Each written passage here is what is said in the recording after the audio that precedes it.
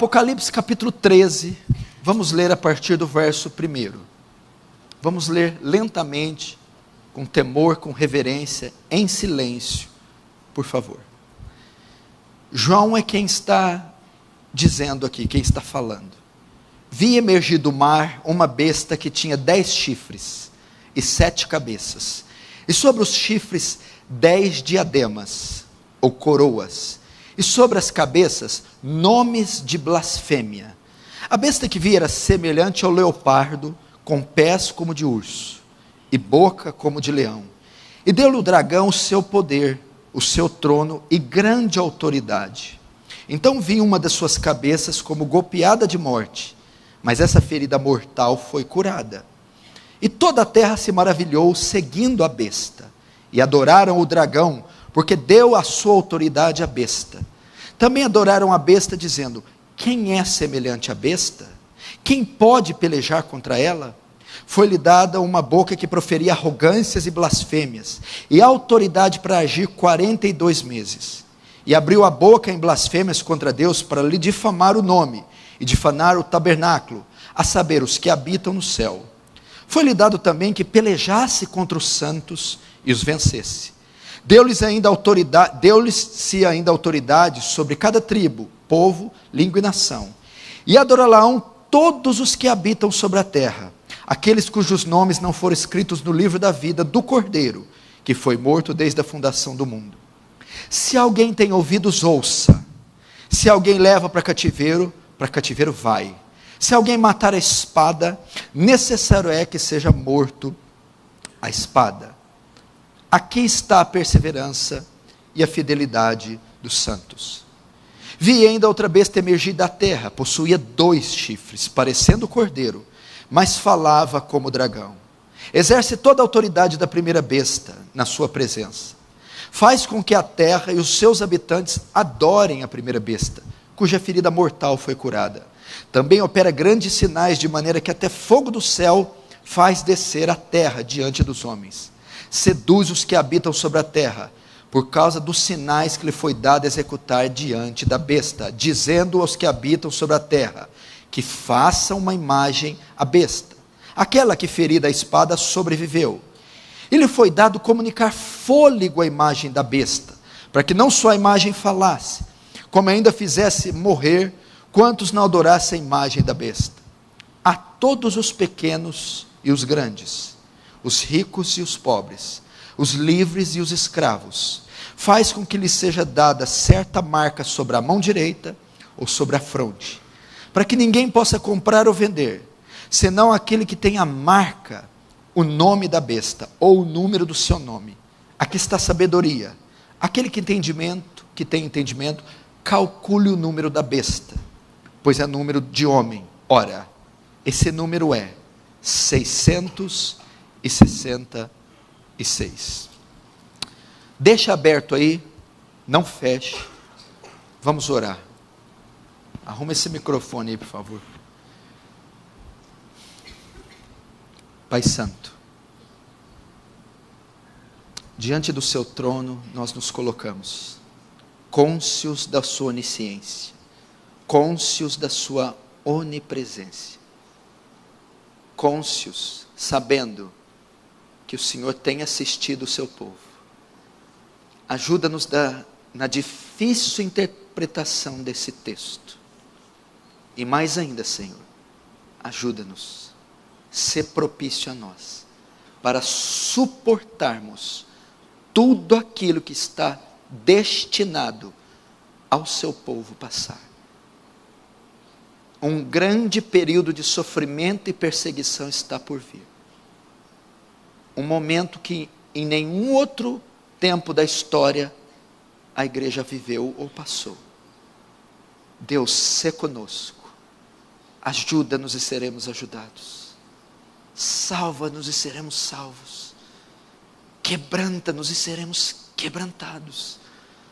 Oh Deus, traz temor nesse local, santa reverência, e dilata, abre o nosso entendimento, para compreendermos a profundidade da revelação bíblica. Mais que isso, abre o nosso coração, para que sejamos sensíveis aos fatos que estão prestes a acontecer e que envolve toda a igreja de Cristo. Faz teu reino avançar, Senhor. Receba a glória para si e nos conforme a imagem do seu Filho. Em nome de Jesus. Amém. Queridos, preste muita atenção.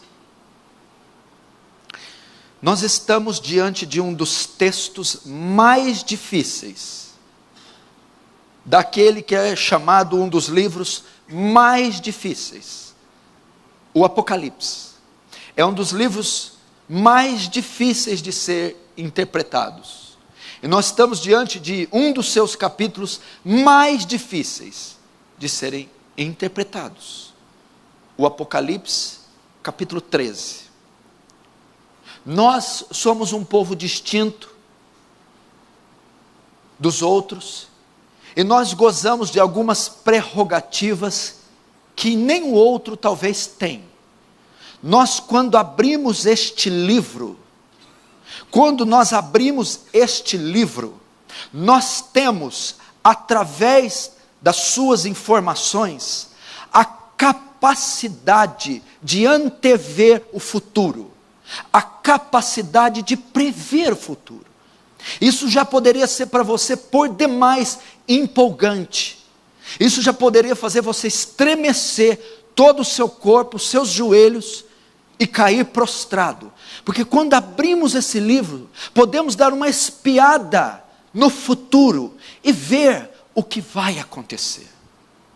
E uma das partes desse livro que nos permite saber tal coisa é o livro de Apocalipse. Quando você vai a ele, você pode saber de antemão quais são os acontecimentos futuros, o que devemos esperar, o que a igreja deve esperar. E um desses capítulos que narra isso é o Apocalipse, capítulo 13. Você está diante das revelações futuras que este texto traz, e elas são por demais aterrorizantes. Eu gostaria que você segurasse nessa cadeira, e a minha oração é para que essa mensagem mudasse muitos conceitos da igreja brasileira, meus, seus, da cristandade moderna, porque as revelações desse capítulo são assustadoras, e faz muito bem a você sujeitar-se a elas. No que consiste as revelações do capítulo 13 do Apocalipse? No que consiste as declarações aqui descritas? Qual é o teor desse texto, desse extraordinário texto? Este texto que é recheado de informações futuras. No que consiste Apocalipse 13? A perseguição, o sofrimento e o martírio da igreja de Cristo. A perseguição, o sofrimento, a morte e o martírio dos santos da igreja, causados pelo anticristo, pela besta, pelo dragão. Nisso consiste esse capítulo. Talvez você já leu ele muitas vezes. Talvez você já leu muitos livros a respeito de Apocalipse 13. E já assistiu centenas de pregações de Apocalipse 13. E a maioria delas sempre dá ênfase no anticristo, ênfase na besta, ênfase no falso profeta, e principalmente ênfase na marca da besta, o 666. Mas esta não é a ênfase do capítulo. Talvez você nunca viu alguém pregar e dar ênfase no que realmente o capítulo reporta. A ênfase é a perseguição ferrenha que no último tempo será desencadeada contra a igreja de Cristo, liderada pelo seu antagonista, pelo seu algoz, o anticristo. É nisso que consiste. O anticristo promoverá a mais temível de todas as perseguições religiosas jamais vista. O anticristo, em comparação com todos os homens maus da história, ele, em comparação com todos os homens maus, ou melhor, todos os homens maus, em comparação com o anticristo, parecerão crianças. Todos os homens que você conhece, desde César, Nero, desde Mao Tse Tung, Stalin, Hitler, todos esses facínoras que desencadearam ferrenhas perseguições contra o povo, e especialmente contra cristãos, parecerão crianças perto da perseguição que o anticristo promoverá contra a igreja. Essa palavra é uma palavra de alerta para a igreja, para aquilo que está prestes a acontecer, para que a igreja se prepare para os males que ela será submetida. E escute o que eu vou dizer. Isso aqui está muito próximo, muito possivelmente nossa geração, a minha, contemplará os eventos deste capítulo. Esse capítulo está me incomodando há um mês que Apocalipse 13 não sai da minha cabeça, como se Deus me dissesse: este é o texto do momento, este é o texto atual, nós estamos neste texto, é este texto ao qual a igreja deve se preparar. Este texto é a próxima bala da agulha que vai vir. Apocalipse 13. Está sendo montado um cenário mundial, está sendo arquitetado, orquestrado, um cenário mundial para hostilizar a igreja, perseguir a igreja, expulsá-la do cenário social e martirizar a igreja. Veja o cenário político, econômico, social, cultural, religioso. Veja as nuvens negras que se formam, todas elas conspiram contra uma só instituição. Todas elas são uma ameaça contra uma só instituição, a igreja de Cristo. Os crentes professos verdadeiros. E este texto é um alerta, esse texto é uma profecia, esse texto é um consolo para a igreja verdadeira, a igreja de Cristo. Nesse tempo de Apocalipse 13, que está muito perto, a igreja desaparecerá como organização visível, e tal como em outros períodos de grande perseguição, passará a viver subterraneamente. Esse governo aniquilará a instituição igreja. Não haverá templos. Vai ser tudo dissipado, queimado, saqueado. Os cristãos serão despossados dos seus imóveis. E a igreja desaparecerá. Voltará a se encontrar em subterrâneos. Voltará a ser uma igreja exilada da sociedade. Esse 13º capítulo é uma convocação aos santos, eu e você, a igreja, para que se preparem para as perseguições, injustiça e para o martírio. Pois quando os aliados de Satanás subirem ao poder, o martírio se tornará algo comum àqueles que perseverarem em seu testemunho de Jesus. Apocalipse 13 é uma convocação para que a igreja se prepare para sofrer o martírio, para sofrer perseguição. Eu disse a você, a vinda do Paul Washer aqui foi providencial. Ele veio para tratar do Evangelho, mas nas conversas pessoais com ele, falamos muito de Apocalipse. Muito de Apocalipse. E ele crê piamente que nós já estamos vivendo no cenário do fim. Apocalipse 13 traz essa ideia de treinarmos nossas famílias, treinarmos nossos filhos, treinarmos nossas esposas, treinarmos nossas igrejas, porque o cenário está sendo montado. Só se você for cego. Eu não preciso de ver o anticristo escatológico, o anticristo último, para saber que eu serei perseguido. Isso já está aí nos canais de comunicação, isso já está aí sendo aprovado, sancionado. A igreja desaparecerá como organização visível, e tal como em outros períodos de grande perseguição, ela passará a viver subitamente, subterraneamente. Esse 13º capítulo de Apocalipse é uma convocação aos santos para se prepararem para o martírio. Como entendemos o capítulo 13 de Apocalipse? Como nós entendemos esse capítulo? Para entendermos melhor o capítulo 13, temos que lembrar os acontecimentos do capítulo 12. Olhe para cá e escute, não é para olhar na Bíblia, aqui. Nós temos que lembrar dos acontecimentos do capítulo 12. O que acontece com o capítulo 12? Lembra que João está tendo visões, ele está preso na ilha de Patmos. O Apocalipse é uma revelação que Deus dá a ele. João é arrebatado em espírito e ele vê todos esses acontecimentos e ele escreve o que Deus está dando a ele.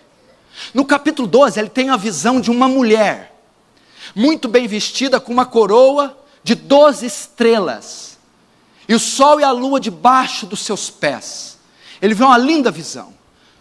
De repente ele olha para outro lado do céu. De um lado ele vê essa mulher linda, do outro ele vê um dragão vermelho, com 7 cabeças e 10 chifres. E o dragão desce e fica diante da mulher que está grávida, com dores de parto, prestes a dar luz. O dragão fica diante da mulher, esperando ela dar luz para tragar o menino. Essa é a visão do 12. Quem é a mulher? A mulher bem vestida, com coroa de 12 estrelas. Essa mulher, a interpretação para essa mulher está em Gênesis capítulo 3 e Gênesis 37. Essa mulher é a nação de Israel, é a igreja do Antigo Testamento. Por quê?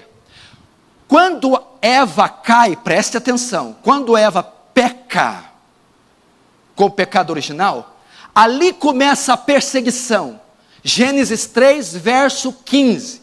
Deus lança a maldição sobre o homem, sobre Eva e sobre a serpente. A serpente tenta Eva para que Eva toque do fruto. Deus descobre e amaldiçoa a terra. E diz para a serpente: serpente, eu colocarei inimizade entre você e a mulher, entre a sua descendência e você. Tu lhe ferirá o calcanhar, e esta lhe ferirá a cabeça. Dali começa a perseguição do dragão contra a semente da mulher. Quem seria a semente da mulher? A nação de Israel, o povo judeu, da onde nasceria o Messias. Então Satanás, durante todo o Antigo Testamento, começa a desencadear uma perseguição ferrenha contra o povo judeu, para impedir que o Messias, Jesus, nasça na terra. Pode ver que ele começa em Abel. Ele usa Caim para matar Abel, para a descendência, para a posteridade não seguir. O dragão já está querendo ali acabar com a descendência e mata Caim. Mas Deus tem um plano e levanta 7. Adão e Eva têm outro filho, 7. Então a linhagem messiânica continua sendo propagada. E ele tenta isso por todo o Antigo Testamento. E o diabo, até esse momento, ele tinha direito legal de acusar os santos. Se você se lembrar, ele ia até o céu e dizia: viste o meu servo Jó? E aí o diabo disse para Deus: claro, você reveste ele de bênçãos, tira tudo se não blasfema de você. O diabo tinha direito legal de ir ao céu e acusar o povo de Deus, dizendo: você não pode poupá-los, você tem que matá-los. E o que acontece? Ele falha e o Messias nasce. E a Bíblia diz que com a morte de Jesus, de fato, ele pica o calcanhar de Jesus na cruz. Mas Jesus na cruz mata ele, esmaga a serpente e vence. Então a sua tentativa é frustrada de aniquilar o Messias. Ele vence. A Bíblia diz, presta atenção, que na cruz Jesus triunfou em si mesmo e despojou principados e potestades, e os expôs publicamente. Até a cruz o diabo tinha autoridade e legitimidade para acusar os santos do Antigo Testamento, pois os pecados deles não estavam pagos. Eles de fato teriam que ser condenados. Mas na cruz ele despoja o diabo. É um termo romano. Quando haviam lutas, o exército que vencia o oponente despojava o exército derrotado da armadura, ou seja, tirava a armadura dele, cinto, sandálias, capacete, espada, e depois desfilava com eles em praça, montava no cavalo, amarrava o pescoço dele todos em uma corrente, e desfilava com os derrotados sem armadura na praça. Na cruz, Jesus despojou o diabo do seu poder, tirou dele a sua autoridade de acusar. Por quê? Porque agora ele pagou pelo pecado de todos os santos do Antigo Testamento, da igreja do Antigo Testamento. Ele despojou. Ou seja, o diabo fracassou em perseguir a igreja do Antigo Testamento, fracassou em devorar a semente da mulher, o Messias, fracassou em derrotá-los. Então, a Bíblia diz que ele é expulso do céu nessa hora. O diabo não foi expulso do céu lá em Gênesis 1, está enganado. O diabo só foi expulso do céu quando Cristo morreu, ressuscitou e ascendeu os céus. Lá ele despoja Satanás da sua glória e expulsa ele do céu e expulsa os seus demônios. É isso que o 12 fala. E agora o que acontece? Apocalipse 12 fala assim: e o diabo desceu sobre a terra com grande cólera, porque ele sabe que pouco tempo lhe resta. Presta atenção. Agora, não podendo mais acusar os santos do Antigo Testamento, agora não podendo ir mais a Deus apontando o pecado deles, agora derrotado por Cristo, agora que uma vez que o pecado está pago, uma vez que está consumado, ele então não tem mais poder algum contra a igreja do Antigo Testamento, nem com os santos. Ele é lançado na terra e desce cheio de grande cólera. Por quê? Porque ele está irritadíssimo pelas suas tentativas frustradas durante o período da história de destruir Israel, de destruir os descendentes do Messias, de impedir que o Messias venha. Foram tentativas frustradas. E agora, expulso do céu, só lhe resta a terra. O diabo não está no céu, o diabo não está no inferno. O lugar que o diabo se encontra hoje é na terra. Ele está na terra, o lugar dele é a terra. E o versículo que vai fazer transição para o capítulo 13 é o último versículo do Apocalipse. Vamos ler ele. O último versículo do 12, Apocalipse 12, verso 17. Olha só, Apocalipse 12, 17. Irou-se o dragão contra a mulher, e foi pelejar contra os restantes da sua descendência, os que guardam os mandamentos de Deus e têm o testemunho de Jesus, e se pôs sobre a areia do mar. 17, ok? Olhe para cá. O 17 faz a transição para o capítulo 13. Irou-se o dragão contra a mulher. Quem é o dragão? O dragão aqui é Satanás. No capítulo 12, ele é descrito como um dragão vermelho. Vermelho fala da matança, fala de sangue, fala que ele é um assassino. O assassino, Satanás, irou-se com a mulher. Ele está irritadíssimo. Por quê? Porque agora ele não pode mais tocar nos santos. Ele não conseguiu frustrar o plano de Deus em gerar o Messias. Então ele se irou-se contra a mulher. E agora, não havendo mais lugar para ele acusar os santos no céu, só lhe resta descer à terra. E a Bíblia diz o quê? E o dragão, irou-se o dragão contra a mulher e foi pelejar contra os restantes da sua descendência. Agora ele foi pelejar, lutar, perseguir os restantes da sua descendência. Quem são os descendentes da mulher? Vamos ver o final do capítulo. Os que guardam os mandamentos de Deus e têm o testemunho de Jesus. Os que guardam os mandamentos de Deus e têm o testemunho de Jesus. A igreja. Não podendo mais perseguir a igreja do Antigo Testamento, não podendo mais impedir que o Messias viesse, sofrendo uma derrota vergonhosa na cruz, ele é despojado do céu e só resta uma coisa a fazer: perseguir você, perseguir a mim. É isso que trata Apocalipse 13. Não podendo mais interromper, não podendo mais acusar ninguém, não podendo reivindicar mais que um santo vá ao inferno, não podendo mais exigir que Deus condene alguém ou você, o que resta a ele é oprimir, perseguir, matar, impedir com que a igreja pregue o evangelho. É nisso que consiste o capítulo 13. O dragão que desce cheio de grande cólera na terra para perseguir a igreja. E para fazer isso, ele convoca 2 ajudantes. Ele invoca 2 ajudantes. Note a última frase de 12:17. E se pôs em pé sobre a areia do mar.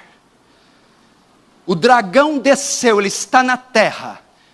A figura que João vê aqui é de um dragão em cima da areia do mar. E é do mar que ele convoca o seu primeiro auxiliar, o seu primeiro ajudante. Nota, a função dele agora é perseguir a igreja. E para fazer isso, ele desce até o mar e do mar ele chama o seu primeiro comparsa. Então entramos em Apocalipse 13, verso 1, vamos ver.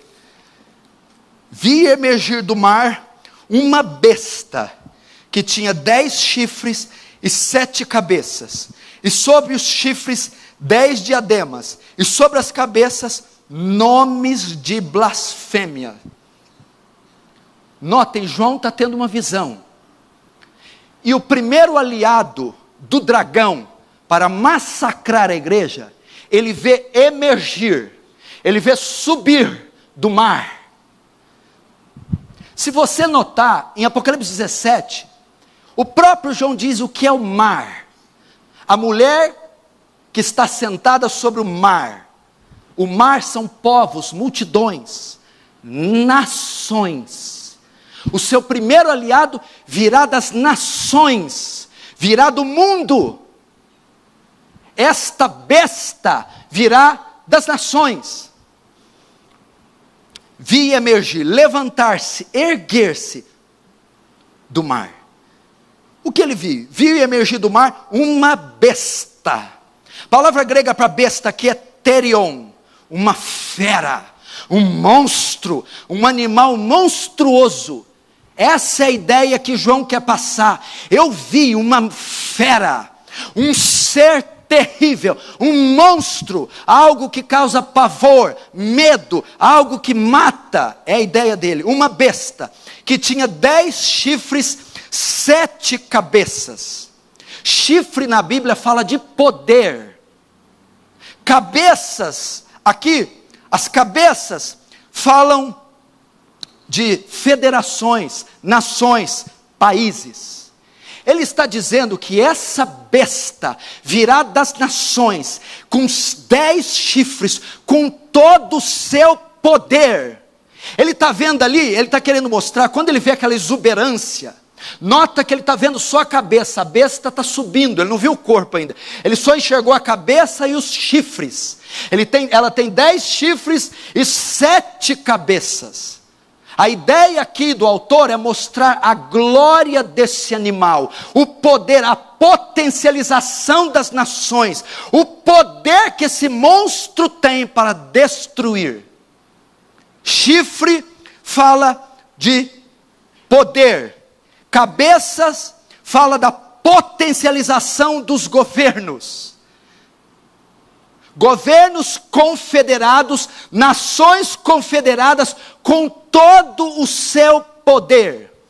E a Bíblia diz, e nomes de blasfêmias estarão escritos sobre as cabeças.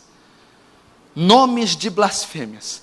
Esse monstro que João vê surgir do mar, ele é declaradamente anti-Deus, anticristo. Blasfêmia é injúria, é ofensa.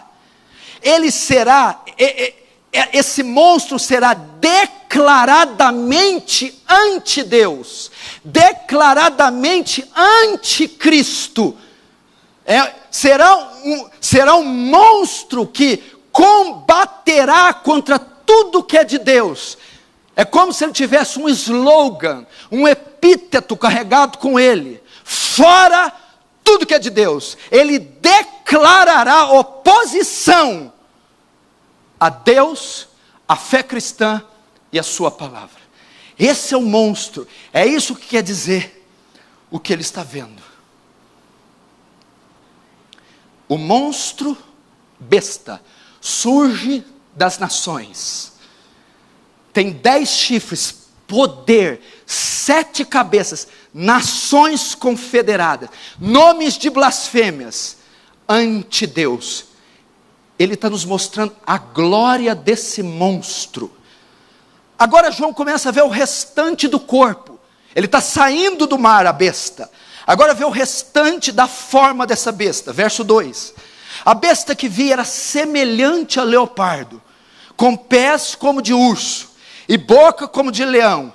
E deu-lhe o dragão o seu poder, o seu trono e grande autoridade.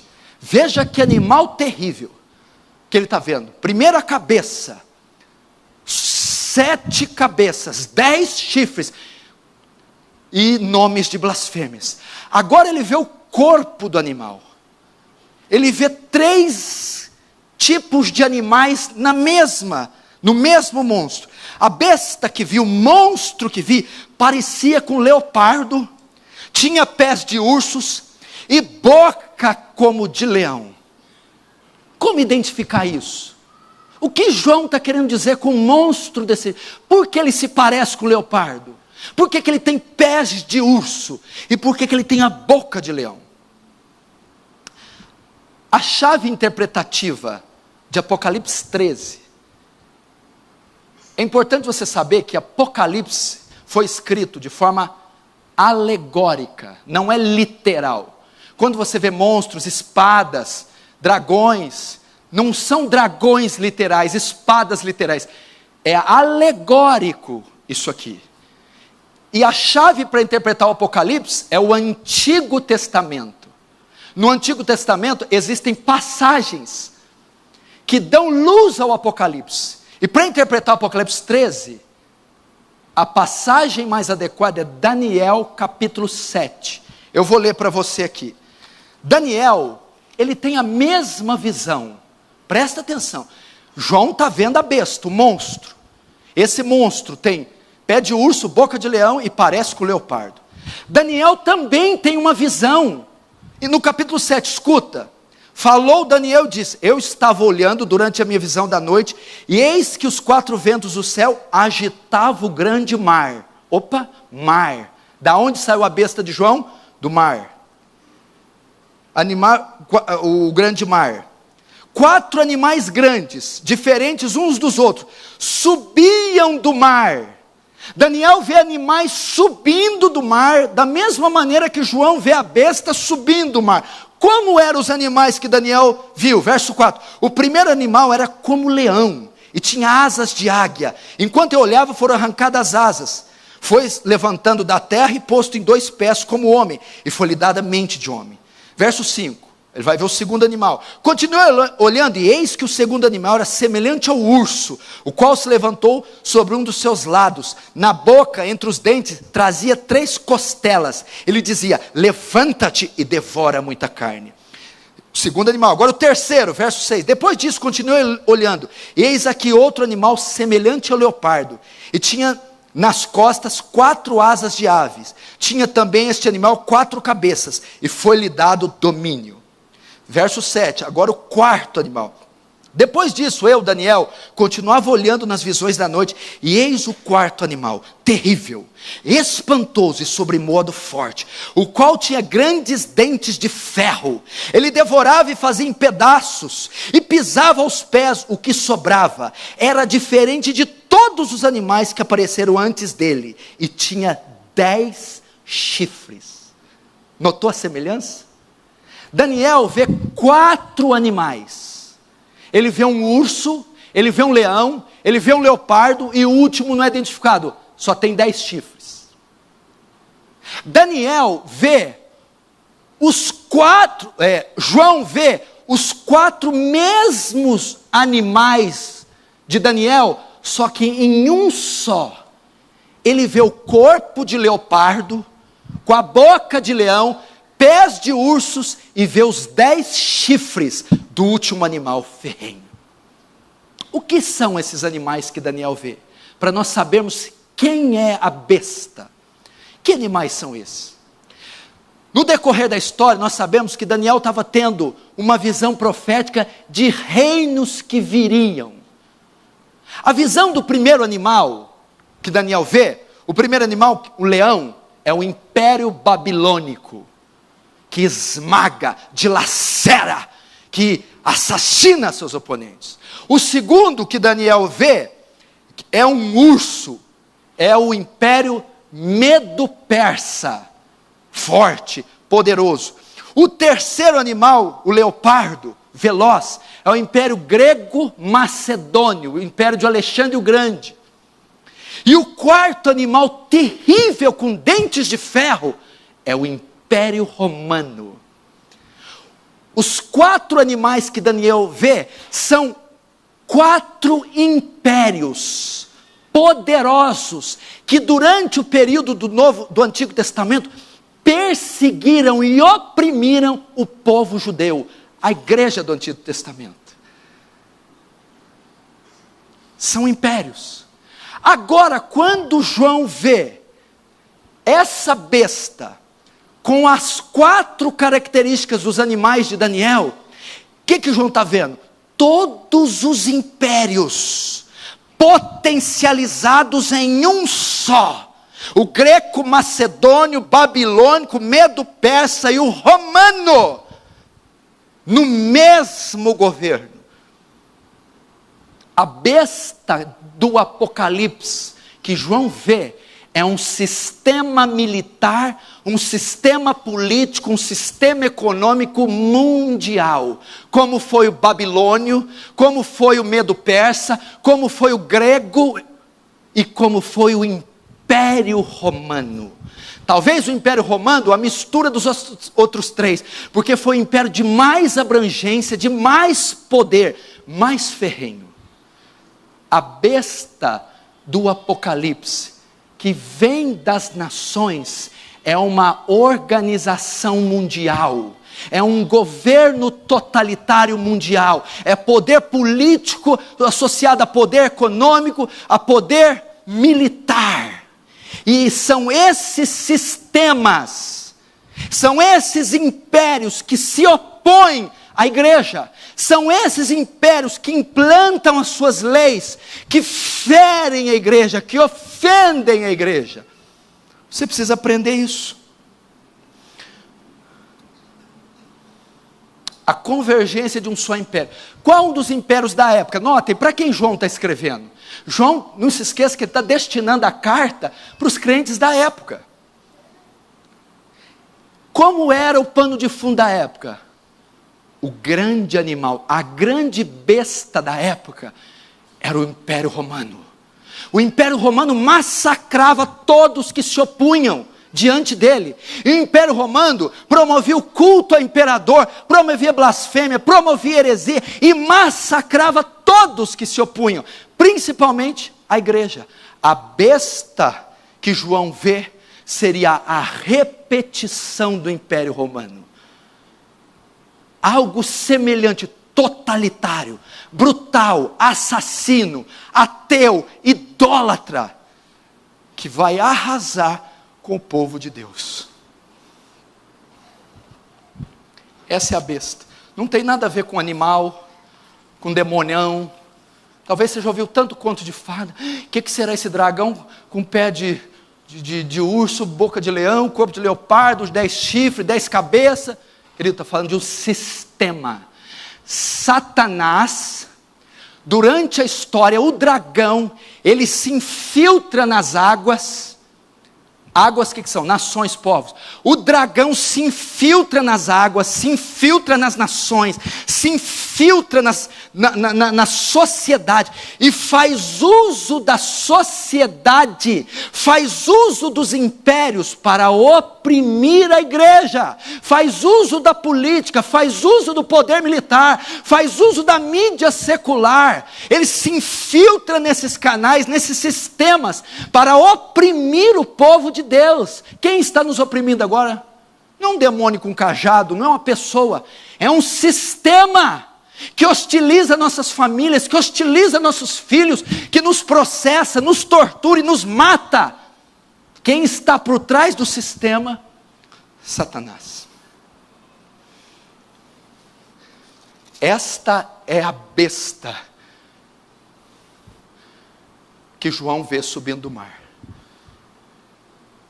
A união de todos os impérios, um governo totalitário, o mais poderoso e de maior alcance de todos os tempos, que virá no final. Verso 3, vamos lá. Então, vi uma de suas cabeças como golpeada de morte, mas essa ferida mortal foi curada, e toda a terra se maravilhou segundo a besta. Até aí. Agora entra em cena o anticristo. Notem, agora vai aparecer o anticristo. O verso 3 fala que uma de suas cabeças, quantas cabeças tinha? 7 cabeças. Uma das cabeças da besta é ferida, golpeada de morte, mas é curada, volta à vida, e toda a terra se maravilha após a besta. Essa cabeça que é golpeada é o anticristo, o homem do pecado, o filho da perdição. Assim como todos os governos totalitários tiveram o seu rei, o seu chefe, aqui nós aprenderemos que há uma distinção entre o sistema e o cabeça do sistema. O anticristo será o cabeça do sistema totalitário. Nos impérios babilônicos, por exemplo, o anticristo era a figura de Nabucodonosor. Do greco macedônio, Alexandre o Grande. De Roma, era Nero, era César o imperador. Eles eram os anticristos da época. O sistema, o império romano. O anticristo, César.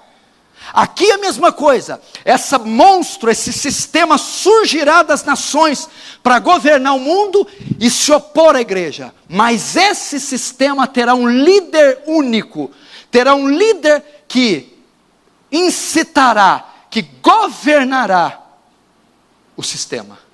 Este líder é a cabeça que é ferida aqui, o anticristo. Essa cabeça deve ser vista como anticristo. Ele ainda não apareceu. Nós tivemos muitos protótipos do anticristo. Nós tivemos Antíoco Epifânio, Nero, Domiciano, Adolf Hitler. Protótipos de homens que lideraram sistemas totalitários. Contudo, a Bíblia fala do último, o anticristo escatológico, o homem do pecado que Paulo chama, o filho da perdição, a besta.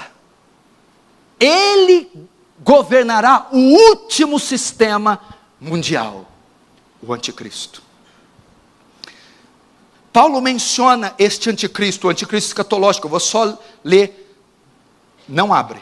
2 Tessalonicenses 2:3, Paulo menciona essa cabeça aqui, esse último líder mundial. Ninguém de modo nenhum vos engane, porque isso não acontecerá, o quê? A volta de Jesus, sem que primeiro venha a apostasia, e seja revelado o homem do pecado, o filho da perdição, o qual se opõe e se levanta contra tudo que se chama Deus, ou é objeto de culto, a ponto de assentar-se no santuário de Deus, ostentando-se como fosse Deus.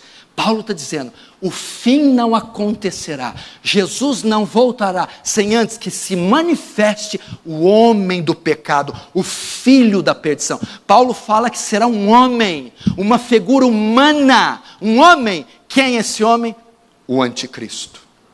Paulo está a ensinar que Cristo não voltará, sem que manifeste o último anticristo. Paulo então fala do advento, da aparição de um homem. Este homem é chamado anticristo. E Paulo prossegue, verso 7. Com efeito, o mistério da iniquidade já opera. O sistema já opera. Ainda que não tenha aparecido o anticristo escatológico, o sistema anti-Deus já está na sociedade, aguardando somente que seja afastado aquele que agora o detém. Então será de fato revelado o iníquo. O que é isso? Então, quando aquilo que o detém, tem algo que detém a vinda do anticristo ainda. Quando isso que detém for retirado, então será revelado o iníquo. Ele ascende ao poder, ele aparece. A quem o Senhor matará com o sopro da sua boca e destruirá pela manifestação da sua vinda. O que é o que detém ainda? O anticristo. Há muitas especulações para isso. Por exemplo, Apocalipse 6 fala dos 4 cavaleiros do Apocalipse. O último cavalo é o cavalo branco. Tem 3 interpretações para o cavalo branco. Muitos acham que o cavalo branco é o anticristo. Outros acham que o cavalo branco é o próprio Cristo. Mas há uma terceira interpretação, que o cavalo branco é o Evangelho, que ele vem vencendo e para vencer. Aqui, muitos acham que o anticristo não vem, enquanto aquilo que o detém não seja tirado. Ah, é a igreja. Quando a igreja for arrebatada, o anticristo vem. Não a igreja. Ah, é o Espírito Santo está segurando. Quando o Espírito Santo está aqui, o anticristo não pode vir. Quando o Espírito Santo sair com a igreja, o anticristo vem. Não pode, impossível, porque o anticristo o Espírito Santo é onipresente. Ele sempre vai estar. O que é então que o detém? A pregação do Evangelho. É o Evangelho vitorioso e vem para vencer. Por quê? Jesus disse em Mateus 24, e este Evangelho será pregado em todas as nações, então virá o fim. Enquanto o Evangelho não for pregado em todas as partes, e Deus não alcançar todos os números dos salvos, o anticristo não se manifestará. Continuando, quando Deus tirar a última barreira do mundo que detém, ele aparecerá. Que barreira é essa que impede a manifestação? Mateus 24, 14. Vamos continuar. Ferida mortal foi curada. Note aqui, verso 3. Então vi uma de suas cabeças como golpeada de morte, mas a ferida mortal foi curada. E toda a terra se maravilhou, seguindo a besta. Note, o anticristo é um imitador de Cristo. O diabo sempre faz isso. Sempre quis ser adorado no Antigo Testamento, no Novo, e agora, sempre que é o lugar de Deus. Como o anticristo vai conseguir popularidade em escala mundial em pouco tempo? A Bíblia diz que ele sofrerá uma ferida mortal, mas ele vai curar da ferida, e toda a terra se maravilhará. Muitos acreditam que o anticristo vai simular uma falsa morte e uma falsa ressurreição. É o que na época de João chamava-se da lenda do Nero Redivivo. Nero Redivivo. Quando João escreve essa carta, o anticristo da época era Nero. Então, Nero foi morto em 68 da era cristã. Quando Nero morre, que era um assassino, um homem vil, outro imperador pior do que ele ascende ao poder, Domiciano. Eles falam que Domiciano era um segundo Nero, era um Nero redivivo, um Nero que ressuscitou. O anticristo, não sei se o sistema será refreado e depois retornará, pode ser uma tradução. Mas a tradução que mais parece fazer uma paródia do Messias é que para conseguir adoração global e mundial em curtíssimo espaço de tempo, quando o anticristo estiver no poder, ele será morto, mas ressuscitará, fazendo uma imitação da morte e ressurreição de Cristo. Então, a terra, as nações, os governos se maravilharão com este ato. E aí prossegue o verso 4, olha o que eles vão dizer. E adorarão o dragão, porque deu a sua autoridade à besta. Também adorarão a besta, dizendo: quem é semelhante à besta? Quem pode pelejar contra ela?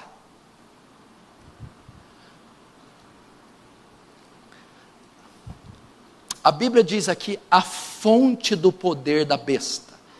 O sistema está implantado e tem o seu chefe, o anticristo. Quando ele ressuscitar, a terra se maravilhará. Mas ele fará isso com o poder do dragão, e deu-lhe o dragão poder, autoridade e o seu trono. O que é isso? O dragão é Satanás. Satanás vai investir de poder o anticristo. O anticristo, parodiando Cristo, Cristo veio pelo poder do Espírito Santo, ressuscitado pelo Espírito Santo. A besta virá pelo poder de Satanás, ressuscitado por Satanás e com a autoridade de Satanás. É debaixo do poder do diabo que o anticristo operará. E a Bíblia diz que, olha só, e adoraram o dragão. Notem que primeiro, fala aqui, verso 4, e adoraram o dragão, porque deu autoridade à besta, também adoraram a besta. A Bíblia fala que adoraram primeiro o dragão, depois adoraram a besta. Querido, as condições humanas vão estar em níveis tão baixos, a depravação do homem vai estar em tempo tão terrível, que as pessoas adorarão deliberadamente a Satanás nesse tempo. A Bíblia diz, e adoraram, e os povos adoraram o dragão, adoraram a Satanás. O anticristo promoverá um culto em que ele mesmo será adorado. Esse culto será tão maligno, intenso, feito com tanto zelo e por tantas pessoas, que fará com que o comunismo pareça santo. Deus, quando permite que a maldade do homem e do mundo chegue ao nível máximo, ele destrói. Foi o caso dos antediluvianos de Noé, Sodoma e Gomorra. Nesse tempo, a maldade do homem, a depravação vai chegar num nível tão grande, que eles aqui não adorarão alguém camuflado, adorarão o diabo conscientes, deliberadamente, estarão tão obstinados em seus prazeres, tão cegos, que adorarão o dragão, e consequentemente, a besta. Deus nesse tempo deixará as coisas chegarem nas últimas consequências, e depois enviará o seu juízo, as taças da ira. Isso já está acontecendo. Pode ver que Deus em toda a época refreia o mal, refreia a depravação do homem, mas parece agora que Deus está tirando as suas mãos, para chegar nesse ponto. Verso 5 ainda, senão não vamos acabar. Foi-lhe dado uma boca que proferia arrogâncias e blasfêmias, e autoridade para agir 42 meses, e abriu a boca em blasfêmias contra Deus, para lhe difamar o nome, difamar o tabernáculo, a saber, os que habitam no céu. Até aí. Foi-lhe dado a boca que proferia arrogâncias e blasfêmias.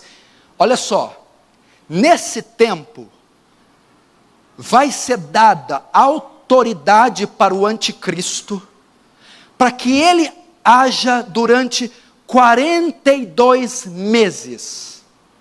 O que significa isso? Foi dada autoridade, foi-lhe dada uma boca para proferir arrogância e blasfêmias, e autoridade para agir. Nota, quem dá autoridade aqui para a besta agora é Deus. Quem investe ela de poder é Satanás. Dar autoridade aqui é, Deus foi permitido que a besta blasfemasse. Foi permitido, Deus deixou, permitiu que ele governasse. 42 meses. O que significa isso?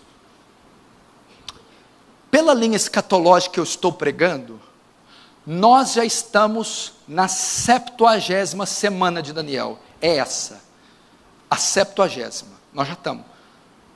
Não, 70ª, isso, 70 semana, 70ª semana, a última semana de Daniel. Cada semana é um período de 7 anos, 70 anos, 7. 42 meses, aqui, dá 1.200, deixa eu ver se eu anotei aqui, 1.260 dias. Ou 3 anos e meio. 3,5 é a metade de quê? 7. Não é isso? 3 anos e meio é a metade de 7. Foi dado ao anticristo metade de um tempo para ele agir. O que significa? Nós estamos na metade da 70ª semana. A última semana de Daniel começa com o Messias. E quando Deus deu um tempo para a morte, ressurreição de Cristo, e é o período da igreja pregar o evangelho que está durando esses 2000 anos. Essa é a primeira metade da 7ª semana. Ok? O anticristo foi dado a outra metade. A primeira metade é o avanço do reino, da última semana. Nós estamos na primeira metade da última semana. Cada semana tem 7 anos, vamos colocar. Os primeiros 3 anos e meio foram dados depois que Cristo ressuscitou para o avanço do evangelho, a pregação do evangelho, o avanço do reino. Então eu e você estamos na metade da última semana de Daniel, nos primeiros 3 anos e meio, que são alegóricos, que estão dando esses 2000 anos. O anticristo vai entrar no poder na última metade da última semana de Daniel, que está escrito aqui, foi dado a ele 42 meses, ou seja, 3 anos e meio. 3 anos e meio é o quê? Metade de 7. 7 o quê? A última semana. A primeira metade para o reino de Deus avançar. Desde que Cristo morreu e ressuscitou. O anticristo entra no poder na última metade da última semana. 42 meses. Os 3 anos e meio finais. Foi o tempo que foi dado para ele agir. Uai, então vamos fazer as contas. Se a primeira semana, a primeira metade da semana, já dura 2000 anos, porque o senhor disse que conta desde que Jesus morreu e ressuscitou. Sim. Então, a última semana do anticristo, ele vai reinar 2000 anos, vai. Não, ele não vai reinar. Porque Jesus disse, se aqueles dias, que dias? Da grande tribulação. Quem estará na grande tribulação governando? O anticristo. Se aqueles dias não fossem abreviados, nenhuma carne se salvaria. Então os 3 anos e meio finais do governo da besta serão abreviados, suprimidos, reduzidos por causa dos eleitos, porque senão nem eles resistiriam.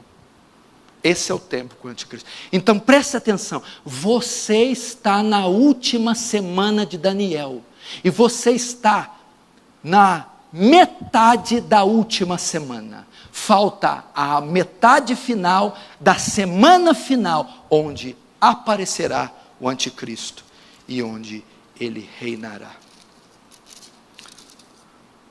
Verso 6 diz, abriu a boca em blasfêmias contra Deus para difamar o nome e difamar o tabernáculo, a saber, os que habitam no céu. O anticristo difamará a pessoa de Deus, tornando-o desnecessário para o mundo moderno. O anticristo difamará o nosso objeto de fé, a nossa fé, ridicularizará o Filho de Deus, difamará a pessoa de Deus de tal forma, que no tempo do governo dele, Deus não será mais necessário, não será mais pregado, não será mais conhecido. É um sistema anti-Deus. Agora é a parte que eu quero entrar.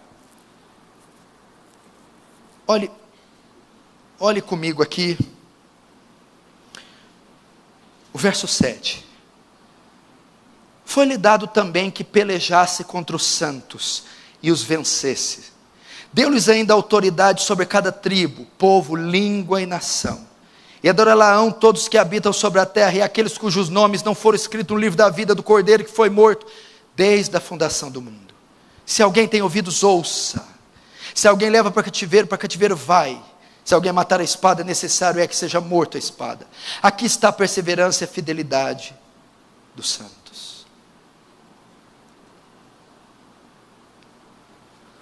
Tudo o que eu preguei até agora, presta atenção, todo esse cenário que eu montei, tudo isso que está se desenhando, até o verso 7, as ascensões dos governos, tudo isso, vai convergir no versículo 7, tem essa finalidade. Foi-lhe dado também autoridade, deu-lhe ainda autoridade, foi-lhe dado também que pelejasse contra os santos e os vencesse. Quem são os santos? Para quem foi dada a autoridade? Deus vai permitir que o anticristo, Deus vai permitir que a besta, o sistema, persiga a igreja. Aqui está um grande versículo que mostra que a igreja não será arrebatada antes, que a igreja passa pela grande tribulação. A maioria dos crentes brasileiros acreditam que o arrebatamento e a volta de Jesus são 2 atos distintos. Primeiro a igreja arrebatada, depois o anticristo vem, a grande tribulação, depois Jesus volta. Isso não é bíblico. O arrebatamento e a volta de Jesus serão um ato único e será feito no final. A igreja fica aqui, porque veja só, foi dado ao anticristo que pelejasse contra os santos. Quem são os santos? Não são os ímpios, não são os muçulmanos, é a igreja. A igreja sofrerá a grande tribulação. Será um tempo tão intenso de perseguição e tão terrível, que se eu e você não nos prepararmos, será quase que insuportável. Nesse período final, a igreja estará aqui, ela passará pela tribulação e sofrerá a perseguição final e a mais forte. Morte e sofrimento haverão nesse período. Querido, a igreja estará neste cenário. Por que ela será perseguida? No tempo de Roma, no Império Romano, que é a figura da besta e do anticristo com Nero, existia o que chamavam-se culto ao imperador. Mas foi Domiciano, o sucessor de Nero, que arrogou para si o título de Senhor e Deus. Nero exigia ser adorado. E Nero excluiu a adoração de todo e qualquer outro Deus, a não ser a si próprio. E quem não adorasse Nero era preso, torturado, despossado dos seus bens e morto. O anticristo promoverá o culto a si próprio, no mesmo período que a igreja estará aqui. E a igreja, o salvo, não tolerará tal coisa. E por causa disso, será perseguido, sofrerá. Na época de Nero, os guardas romanos chegavam até os cristãos, e os cristãos tinham que dizer assim: César est Kyrios. Em grego, César é o Senhor. E os cristãos diziam, os guardas chegavam com a espada, César est Kyrios? Eles, não, Jesus est Kyrios. Jesus é o Senhor. Cortava a cabeça. No período do anticristo vai ser a mesma coisa. O anticristo vai dizer: eu sou o Senhor, me adorem, devotem um culto a mim. E os cristãos vão fazer o quê? Não, eu não te adoro, eu só tenho um Senhor. Então vai ser preso, vai ser tirado do cargo público, vai ser cobrado triplos impostos, vai ser encarcerado, torturado, tire os filhos dele, tire a mulher dele, mate ele. Esse período acontecerá isso conosco, acontecerá isso com a igreja. O anticristo exigirá adoração. João 14, outra prova, Apocalipse 14, outra prova, que os crentes passam pela grande tribulação. Quando João vê uma multidão vestida de branco, o ancião pergunta: quem são esses? Eles estão de branco diante do trono, Apocalipse 7. Então ele responde: esses são os mártires que vieram da grande tribulação. Quem são mártires, salvos, santos, que estão no céu, vieram da grande tribulação? Você, eu, nós, a igreja.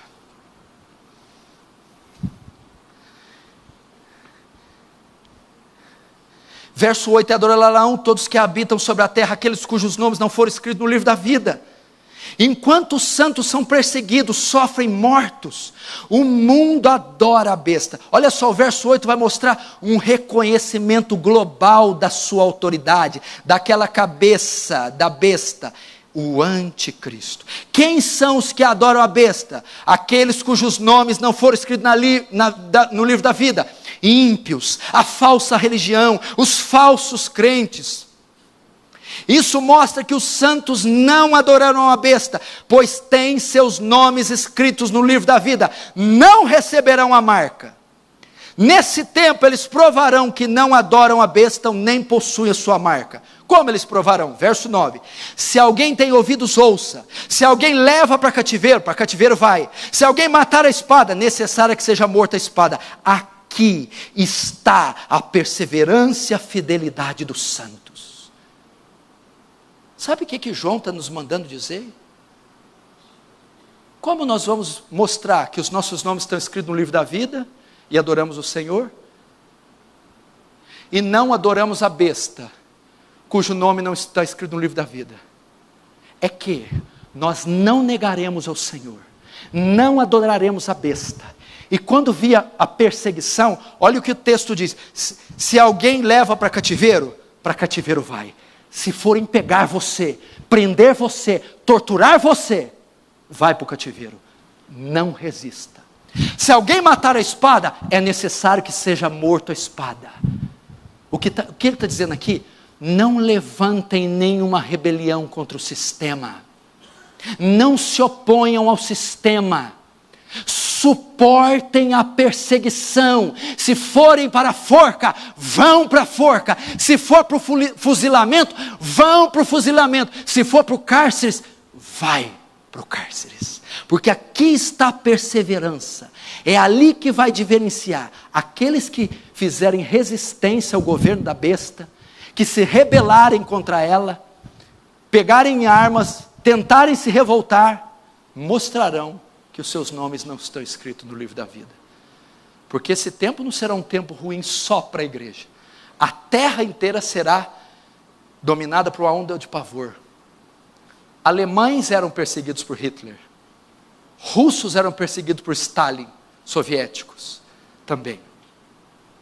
Aqui está a perseverança. Quando ele fala no 9, se alguém tem ouvidos, ouça. O que ele está querendo dizer isso? Com isso, deem atenção a essa parte. Que parte? Sofram. Sofram. Não resistam. Não revidem, quer dizer. Não revidem, meus irmãos. Essa parte é que nós temos que nos preparar. Isso aqui já está acontecendo. Pode ser que esse homem já esteja vivo. Pode ser que esse homem já esteja na terra. Pode ser que o sistema já esteja tudo pronto para se unir e se confederar. Pode ser que estejamos a passos de tudo isso. E o que devemos fazer como tudo isso acontecer?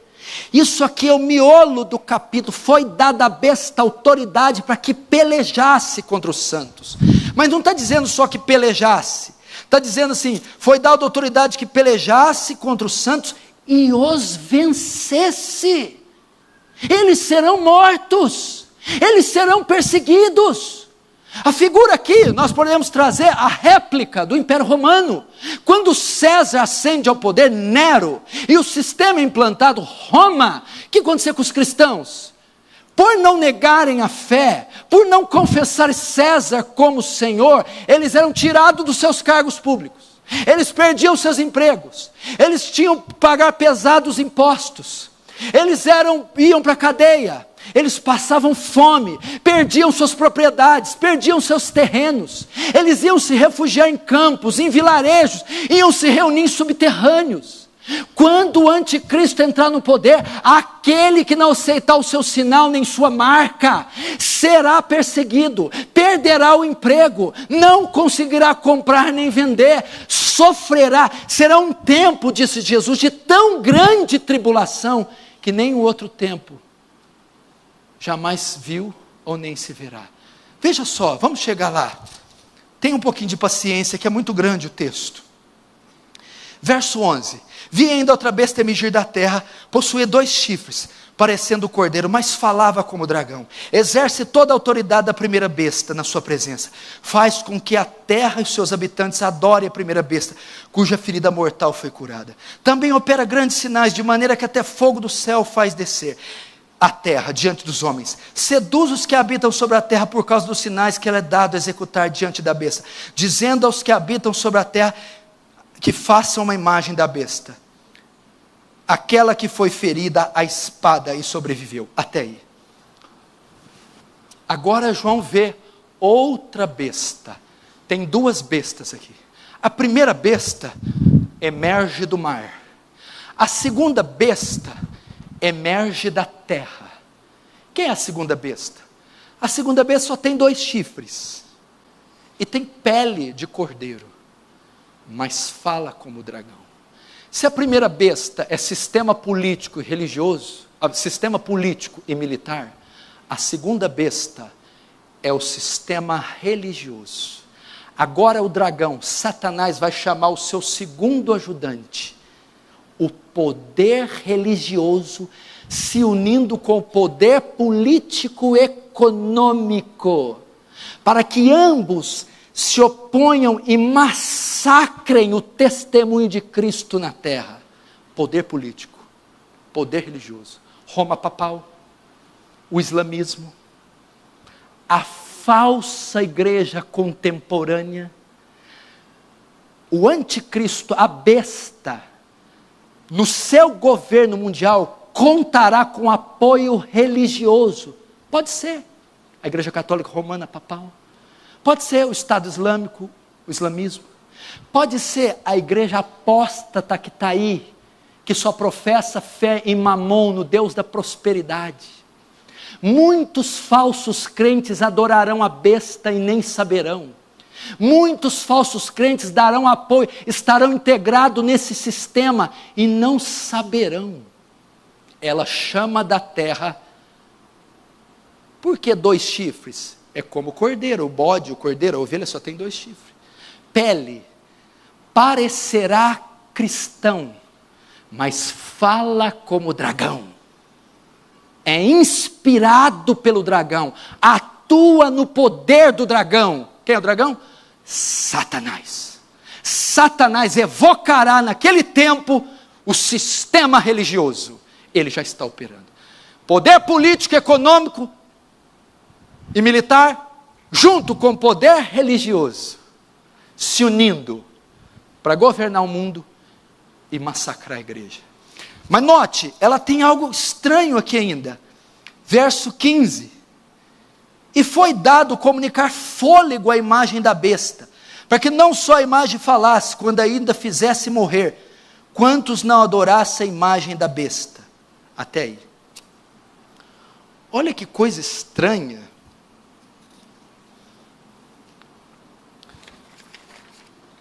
O anticristo, no período do seu governo, ordenará que se faça uma imagem dele. E essa imagem estará em vários pontos estratégicos do mundo. E ele ordenará que faça um culto a essa imagem, que adorem essa imagem. Mas não é só isso. A Bíblia diz que ele dará fôlego à imagem, dará vida à imagem, e falará com que a imagem fale. A imagem da besta, o ídolo, segundo João, vai falar. E ela vai fazer serem mortos todos quanto não adorarem ela. O que pode ser isso? Algumas interpretações para isso. Havia imagens na época, símbolos do Império Romano. Vamos pegar, por exemplo, a suástica, na época de Hitler, um protótipo de anticristo. A suástica era a imagem, o símbolo do seu governo. E eles promoviam cultos, veneravam a suástica. Ela era um símbolo de adoração. Pode ser que o anticristo vai ter um símbolo, uma insígnia, que ele obrigará a ser cultuada, exigirá que essa insígnia, que esse símbolo seja adorado.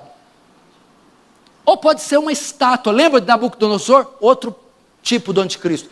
Ele erigiu uma estátua e ordenou que ela fosse adorada. E quem não adorava a estátua, o que era feito? Lançado na fornalha. Ou a terceira opção, pode ser que nós não podemos duvidar do poder do diabo, que de fato ele faça essas imagens terem vida, de uma forma demoníaca. Essas estátuas terão vida e obrigarão a ser adoradas, e matarão quem não as adorarem. Não podemos duvidar disso. A quarta é que pode ser que haverá centros de adoração pelas cidades, com retratos, fotos, imagens do anticristo, e um horário específico para o culto. Então toca o sino das 5, hora de adorar a besta. Todo mundo tem que se reunir no santuário, e lá está uma imagem, guardas na porta com arma. Quem resistir, entrar, será morto. Será um sistema de adoração mundial. O anticristo será tomado de ira insana. Satanás está tomado de ira insana, obstinado para ter adoração própria. E a igreja, onde está aí nessa hora? Está aqui. Você vai estar vendo tudo isso, aqui, fresquinho, aqui. Você não poderá entrar nesses centros. Você será obrigado a entrar nesses centros. Você será perseguido. Mas não tem só a imagem, tem outra coisa do governo. Aí eu já acabo. Verso 16. E a todos os pequenos e os grandes, e os ricos e os pobres, os livres e os escravos, fez que lhes seja dada certa marca sobre a mão direita, ou sobre a fronte, para que ninguém possa comprar ou vender, senão aquele que tem a marca, ou o nome da besta, ou o número do seu nome. É nesse momento que o anticristo, ele implanta a sua marca. Todos que fizerem parte do sistema da besta, terão que ter a marca do sistema. Todos que estiverem debaixo do governo do anticristo, terão que ter a marca do anticristo. Qual é a marca? 666, a marca da besta. Todos serão marcados com esse sinal. E sem a marca da besta, ninguém pode comprar ou vender, comer nem beber. O que é a marca da besta? Tem milhares de interpretações para isso. A maioria devastadora crê que a marca é um microchip, que será posto na mão ou na testa, como aquele que faz, um chip que faz a leitura laser. Então a pessoa entra no estabelecimento, passa o chip e é debitado em conta. Quem não tiver o chip não pode comprar nem vender. Isso é uma interpretação completamente equivocada. A marca da besta não é física. A marca não é um chip, não é um código. O que é a marca da besta que vai reinar neste tempo, neste governo? Para nós sabermos isso, nós temos que saber qual que é a marca do povo de Deus. Isso aqui é a marca do povo do diabo, a marca do anticristo, a marca da besta. Qual é a marca de Cristo? A marca do povo de Deus. Nós temos uma marca, nós temos um selo. A marca da besta é invisível. A marca do crente é o Espírito Santo, o selo, a mente transformada. A marca da besta não é física, visível, nem é um chip. A marca da besta é uma ideologia. A marca da besta está nas consciências. Como eu sei, 2 Coríntios 2, 2 Coríntios 4 em diante, diz assim: embora vivendo na carne, não militamos segundo a carne, porque as armas da nossa milícia não são carnais, mas poderosas em Deus para destruir fortalezas, e todos os sofismas que se levantam, e toda altivez que se levanta contra o conhecimento de Deus. A palavra ali, fortaleza, sofisma, altivez. Uma daquelas palavras no grego significa logismos. Da onde se vem a palavra logismos? Que significa logismos? Ideologias, filosofias, ideias, crendices, religiões. Satanás prende as pessoas nas suas ideologias. São como fortalezas que aprisionam mentes em filosofias, em ideologias. A marca da besta são ideologias às quais Satanás prende os homens. Esses já estão marcados. O que são essas ideologias? São os homens que aceitam ateísmo, aborto, ideologia de gênero. São pessoas que aceitam a maldade, a injustiça, a desonestidade, o estilo de vida caído, o estilo de vida mundano, o estilo de vida de Satanás. Eles têm marcados nas suas mentes. A marca da besta é consciências. Aprisionar consciências. Mas a marca também está na mão. Primeiro a ideologia, depois a atitude. Dar a mão à besta. Trabalhar para o governo da besta. Manifestar o que eu penso em ações. Isso é a marca na mente e na mão. Primeiro ideologia, depois ações. Tem nada a ver com grãozinho de arroz. Presta atenção. Não é um chip que vai tirar a sua salvação. Primeiro, porque salvação não se perde. Não existe isso. O salvo não perde salvação. Não é um organismo, não é um objeto na minha mão que tira. O chip na mão não pode mudar minha consciência. Satanás quer consciências. Quem tiver com a consciência marcada pelo seu sistema, a consciência que apoia o sistema, que adora o sistema, a consciência anti-Deus, anti-Cristo e a consciência a favor do diabo, esse está com a marca. Pode pôr chip em você, cortar sua mão, tatuar, pode cauterizar você. A sua consciência já é de Cristo, porque ela é selada com o Espírito. Essa é a marca do salvo. A marca da besta, a consciência submetida ao seu sistema. Essa é a marca. A marca já está operando. Está cheio de gente carregando a marca. Gente que ama essa ideologia, ama essa filosofia. Gente que ama os anticristos, que ama a depravação, que ama o pecado, que odeia Deus, que odeia a palavra. Esses já estão marcados. Mas neste tempo, quem não tiver a marca, o que seria não tiver a marca? Não aceitar esse governo, não se submeter à ideologia, não se submeter aos seus credos, não se submeter aos seus postulados, não vai poder comprar, nem comer, nem vender. E quem são os poucos que não aceitarão a marca? Eu, você. Nesse tempo, onde templos para o anticristo estarão sendo feitos, adoração em centros de culto anticristo estarão sendo feitos, marcas da besta em todos os lugares, a igreja estará aqui, sem poder entrar nesses locais, sem cultuar a imagem da besta e sem aceitar o seu sinal. É uma repetição do Império Romano. O que vai acontecer? Quem não tiver a marca, vão perder nossos cargos, os impostos serão duplicados, perderemos o emprego, seremos expulsos das casas, perseguidos, presos, torturados, mortos. É uma repetição do Império Romano. É uma repetição do nazismo. O que Hitler fez com os judeus? Os soldados alemães simplesmente chegaram nas casas dos judeus, expulsaram ele. Saia daqui, essa casa não é sua mais. Tirava os direitos, você não tem mais emprego, salário, nem direito. Direito a médico, tratamento de saúde, nada. Prisão, separação da família. Pegavam vagões e colocavam em trens, vagões com as esposas para um campo de concentração. Os filhos para outros e os homens para outro. Querido, foi um tempo que se dividiu as famílias. Vagões cheios de crianças, os soldados arrancavam das mãos dos pais as crianças, aos berros, eram colocadas em vagões e sumiam para o lugar. As mulheres, esposas retiradas dos seus maridos, vagões só com mulheres, e para outro lugar, e os homens para outro. Para onde eles iam? Campos de extermínio. Para onde eles iam?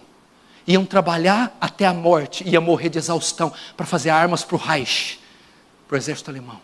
Para onde eles iam?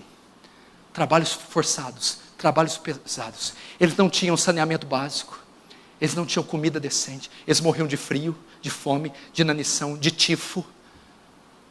As crianças eram mortas. Sabe o que os soldados nazistas faziam quando encontravam um bebê no campo de concentração? Era proibido criança judia. Quando eles escutavam um choro, eles pegavam a criança. Um soldado pegava o bebê, jogava para cima, e o outro atirava com um fuzil no ar. Câmaras de gás eram usadas para matar pessoas. Valas eram feitas para fuzilar pessoas.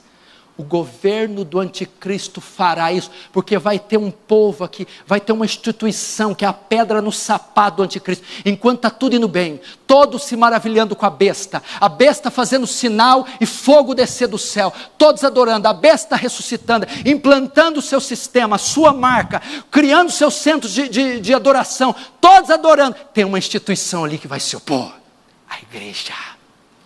E o que ele vai fazer? Vai exterminar a igreja.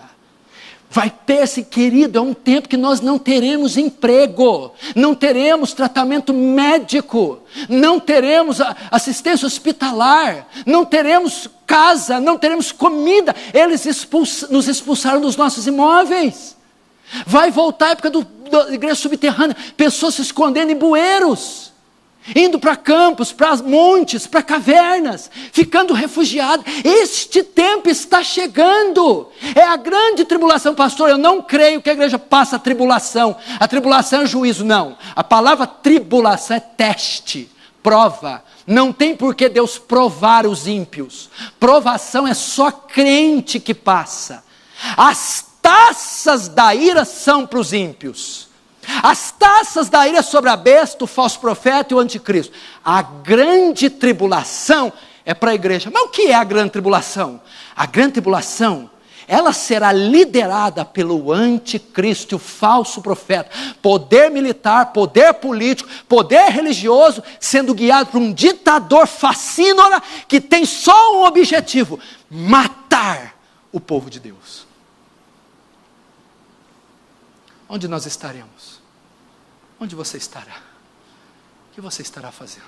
Quem está pregando isso aqui? Quem está divertindo a igreja disso aqui? Agora eu digo uma coisa para você. Qual é a palavra que Apocalipse 13 traz? Escute. Aqui está a perseverança dos santos. Irmãos, treine a sua família para esses dias. Paul Washer está treinando os filhos, está treinando a esposa. Treine seus filhos. Eles não terão um exemplar da Bíblia. Todas as Bíblias são tomadas, incendiadas. Não haverá cultos. Vão ter que fazer suas reuniões em calabouços, em porões e subterrâneos.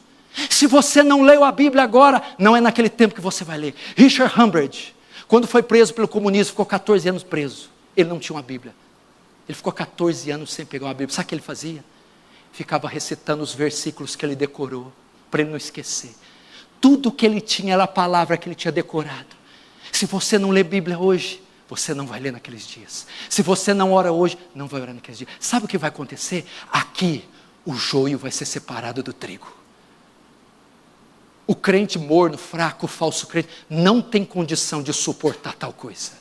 É só a igreja verdadeira, é só o salvo, só o crente cheio do Espírito. Sabe o que vai acontecer aqui? Quando chegar o anticristo com as armas, Caesar est in Kyrios.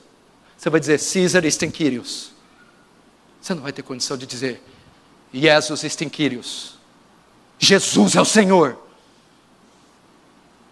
É hora de se preparar. Jesus disse, não, nós vamos ter tesouros na terra, onde o ladrão rouba, escava, ferrugem, corrói. Ajuntei tesouros no céu. Ai das grávidas naquele dia, ai das que amamentarem. Orai para que a vossa fuga não suceda no inverno, nem no sábado. Quem estiver no eirado, não volte para pegar a túnica. Jesus está dizendo, preparem-se para esse dia. Armazenem. Abriguem. É hora de crescermos, é hora de deixarmos o pecado, de deixarmos a superficialidade. Treine os seus filhos. Querido, meu filho tem 4 anos, já sabe 1/3 da Bíblia. Todos os dias estamos ensinando. Eu estou lendo a Bíblia todos os dias para ele antes de dormir, orando com ele todos os dias, ensinando princípios poderosos para esse menino, treinando ele. Você já imaginou se a polícia bater lá? Ele chegou ao exército na minha casa, socar o pé, saia daqui, essa casa do governo. Tome os seus filhos, serão treinados para a nova ordem mundial. Dê a sua mulher, ela vai cozinhar para o Reich. E aí? Já pensou? Você tomar dos seus filhos? Olhe para essas belezinhas que você ama. Você tirar da sua força, arrancados de você, mulheres sendo levadas para um lado, estupradas, violentadas, você sendo condenado a trabalhar forçadamente, e os seus filhos não vê nunca mais. O que vai ficar? O treinamento que você deu para eles, as horas que você orou com ele, os textos que você ensinou a ele, as vezes que você orou. Querido, eu estou falando de coisa agora, o Estado Islâmico está assassinando gente. Eu vi, queridos, ele invadiu um povo, ele invadiu uma família cristã. Eu perdi a força nas pernas. Uma criancinha, um soldado pegou na mão, igual Augusto, mesmo corpinho, e quando o soldado levanta, sem a cabeça, decapitaram o menino de 4 anos. Eu falei, meu Deus, o dia que for o meu filho, o dia que eu olhar minha esposa dizendo tchau, e não vê-la mais, isso vai acontecer com a igreja. Muitos se escandalizarão nessa época, traição uns aos outros. Querido, muitos negarão a fé, e colocarão a suástica e dirão, Heil Hitler. crentes que estão aqui negarão, não suportarão tamanha perseguição, não estarão preparados, porque não amaram o Senhor, não viveram o evangelho verdadeiro, não foram de fato regenerados, não terão dificuldade nenhuma em apoiar a besta, o seu sistema, a sua marca.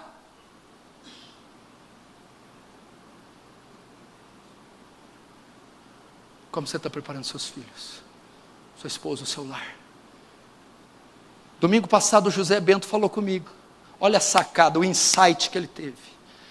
Depois que eu preguei essa mesma mensagem domingo passado. Aí ele não focou na mensagem. Pastor, essa mensagem aí traz a lume algumas coisas. O quê? Diante disso que o senhor falou, é saudável até mudarmos nossos projetos. Não projetar muita coisa para longo tempo, não. Não sonhar muito alto, não, porque o negócio está periférico, lembra? Pensar bem em ter mais filhos, pensar bem em projetos, já que o cerco está fechando para esse momento. É hora de quê então? Eu vou terminar com o último versículo 18. Aqui está a sabedoria, aquele que tem o entendimento calcula o número da besta, pois é número de homem. Ora, esse número é 666. 666. Aqui está a sabedoria. Isso aqui é impossível de dar um parecer profundo. É impossível. Aqui está a sabedoria. Aquele que tem entendimento calcula o número da besta.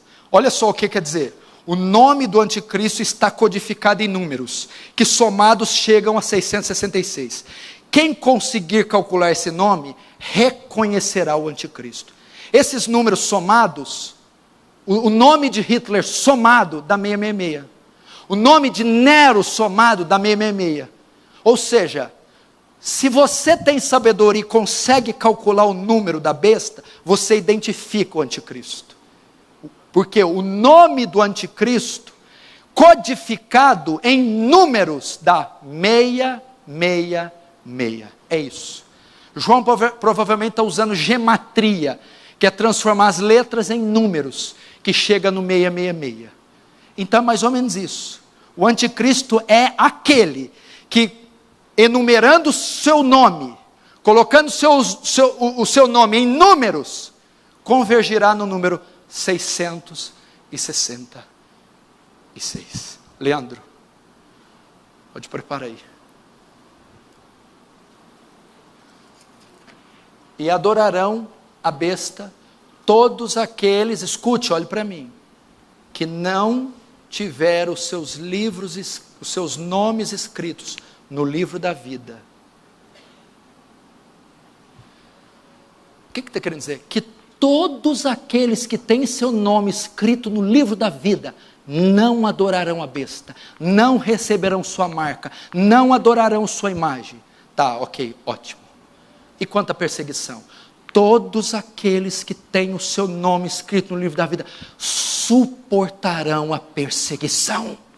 O Senhor estará com você. Quem não adorou a estátua de Nabucodonosor? Lembra quem foi? Quem? Nabucodonosor, o tipo da besta, a estátua, o tipo da imagem. Sadraque, Mesaque e Abednego. Para onde foram lançados? Para a fornalha. Quem entrou com eles? O Senhor estará conosco nos coliseus, entre os dentes dos leões, nas prisões, nas torturas, nas separações. Quem nos separará do amor de Cristo? Aqui está a perseverança dos santos, fé e fidelidade, fé e esperança. Essa é a palavra para Apocalipse 13. Suporta, firme na fé e nas suas convicções. O Senhor não nos deixará, não nos desamparará. Amém?